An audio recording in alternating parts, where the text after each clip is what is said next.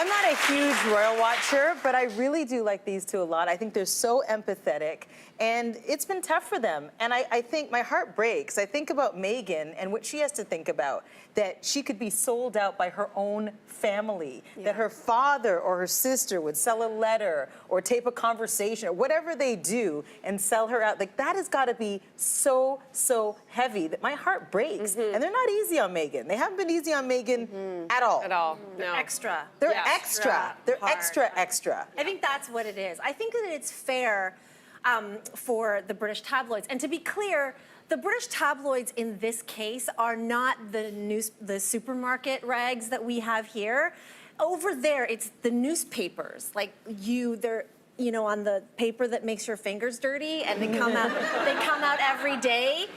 They're talking about those kinds of papers. So it's not actually these magazines that we're used to over here in North America. People take the news that's in these tabloids, these newspapers, very seriously in the UK. So it drives public opinion, and that's why it can be so damaging. And for every 25 shouty opinion pieces attacking Meghan and Harry, there was not one opinion piece in the Daily Mail by someone, say, Piers Morgan, who is constantly blowing his top off about Meghan, about another royal. I wish people would just stop reading Piers Morgan. He is out there to troll everybody. He does it so intentionally. And then in that article that he writes about, he's really mad about is not only the hypocrisy, what he sees as the hypocrisy of these two in particular, that they're going around on flights, they're hanging around with celebrities. He was very upset about Harry's response. And he feels like it was over the top as a royal to be so emphatically crushed by the fact that there's a public interest in these letters, that if it's correspondence, in the drama that is going on between Meghan and her father. And I mean, I just think that is so, why wouldn't he, to your point, why wouldn't he be interested in defending his wife? I mean, and I'm the person who is the least royalist on here, but I feel like, you know what, to all things being fair, Piers needs to just shut up. Thank you, Social CTV, for saying it as it is. Here's why that panel hits different. Nobody was shouting, nobody's doing TV theatrics, just regular voices sitting there like, yes, something about this is not right. And that's what shook the table. Because when random, calm people, no Stan accounts, no royal fan jerseys, look at Meghan and go, why does this feel targeted? You can't just brush that off as, oh, they're biased. Biased where? These are the same folks who probably forget royal birthdays 5 minutes after hearing them. That's what makes it loud. It's like when the quiet person in the group finally says, hey, this does not add up. Everybody goes silent, because if they see it, then it's not just noise anymore. And regular people get this instantly. This is everyday life stuff. You ever watch someone at work get picked apart for everything? They send an email, tone problem, they speak up, attitude problem, they stay quiet, not engaged. Meanwhile, someone else is doing backflips of nonsense and it's great energy. Keep it up. You're like, huh? That's the vibe people saw on that panel. Not one big dramatic moment, just a pattern. And patterns are harder to ignore than one-off drama. Because a single bad headline, fine. 10, 100. Now we are looking at a system, not a coincidence. And it's the part that really lands. They did not separate the title from the person. They did not do that thing where it's like, well, she signed up for it. Signed up for what exactly? To be criticized? Sure. To be turned into a daily target? That hits different. Regular people know the difference. Criticism is, you did X, I disagree. What was happening looked more like you exist, and we're gonna find a problem with that. Big difference. And when someone tries to defend themselves in that situation, now they become the problem. Oh, what are you talking? Why are you talking? Why are you responding? So let me get this straight. Stay quiet, get dragged. Speak up, get dragged even louder. So basically, lose. Yes, people see that. And once people see it, the whole is just normal coverage story starts sounding shaky, because normal coverage does not feel like a pylon. Normal coverage does not follow you like a shadow. That panel didn't need fireworks. They just say the obvious, calmly. And sometimes that's the most disruptive thing you can do. Just point at the pattern and go, guys, this is weird obsession. And suddenly, everybody's pretending not to notice the same thing anymore. Forget the titles for a second.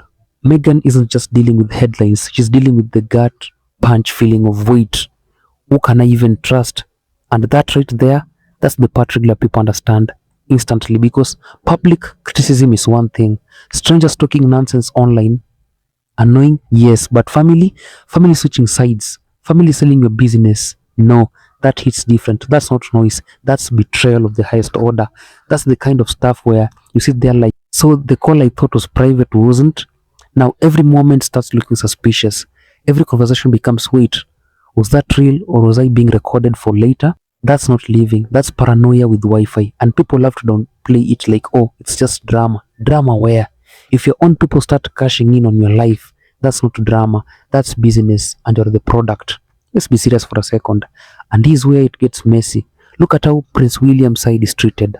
Privacy protected, boundaries respected, family matters off limits, as it should be. But then flip it. Suddenly Meghan's private moments are up for sale like clearance items.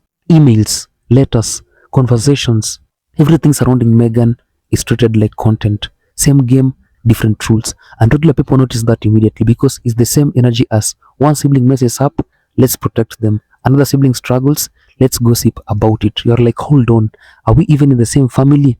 And the worst part, once trust is broken like that, you don't just move on. People act like healing is a quick software update.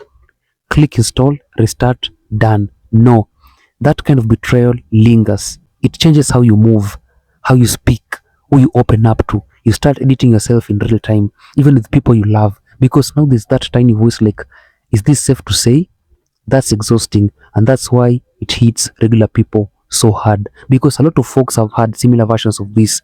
Not tabloids, not headlines, but that one relative who talks too much, that friend who shares your business, that moment when you realize your safe space isn't safe. Multiply that by 1,000,000, add cameras, add money, now you get it. So when people reduce all this to, she could not handle it, no, that's not the full picture. This isn't just pressure. This is what happens when trust gets broken and then broadcast. And no amount of success, money, or moving on erases that overnight. Some wounds don't need trend, they just stay with you. This whole thing expected Meghan to do one thing and one thing only. Take it, smile, say nothing. That's the deal. Like, imagine your life turning into a group chat where every messages gets screenshotted and sent to strangers. You laugh, headline. You vent, headline. You breathe wrong, breaking news. Now add this twist. The people leaking the screenshots are people you trusted. Family. Yes, sit with that. That's not pressure. That's living in a reality show you did not sign up for. And the producers are your own relatives. And people are still like, why didn't she handle it better? Handle what? There's no training manual for how to survive when your private life is being auctioned off. That's not etiquette, that's survival mode. And this is the part that regular people catch immediately. When someone is under that kind of stress, they're gonna react. Maybe they speak up, maybe they shut down, maybe they cry, maybe they snap, all normal. But in this case, any reaction becomes the crime. Oh, she spoke? Too much. Oh, she stayed quiet? Suspicious. So basically, exist equals wrong. Cool. And that's why that Canadian panel hit a nerve, because they did not do the usual dance of, well, was her tone appropriate? Man, forget the tone. If your house is on fire, nobody cares if you said please while calling for help. They looked at that situation like normal humans. Yo, this is a lot. That's it. No gymnastics. Meanwhile, other conversations keep dodging the real issue. They focus on manners, protocol, who bowed, who did not, all surface level stuff. Because talking about the emotional damage, that gets uncomfortable, and people hate uncomfortable. But regular folks, they get it, because a lot of people have felt a similar version of this. Being talked about behind your back, having your words twisted, realizing your safe space isn't safe. That moment where you go, yes, I can't be myself here. Now, multiply by 1,000, add cameras, add some money to it. That's the situation here. So when someone finally says, hey, this is actually hurting a person, it should not be shocking. It should be obvious. But I guess saying the obvious out loud, that's what makes people nervous. Let's talk straight. What you've got with Piers Morgan is not some accidental oops, I said it again situation. This is performance. Loud performance. Repeated performance. Monetized performance. He's not just reacting to stories about Meghan and Prince Harry. He's building on them like a DJ who keeps looping the same beat because he knows the crowd will react every time. And let's be real, the crowd keeps reacting. That's the engine. Because outrage is content now, and you figured that out early. Say something spicy, clip goes viral, everyone argues, name stays alive, repeat. That's the loop. Simple, effective, kinda predictable.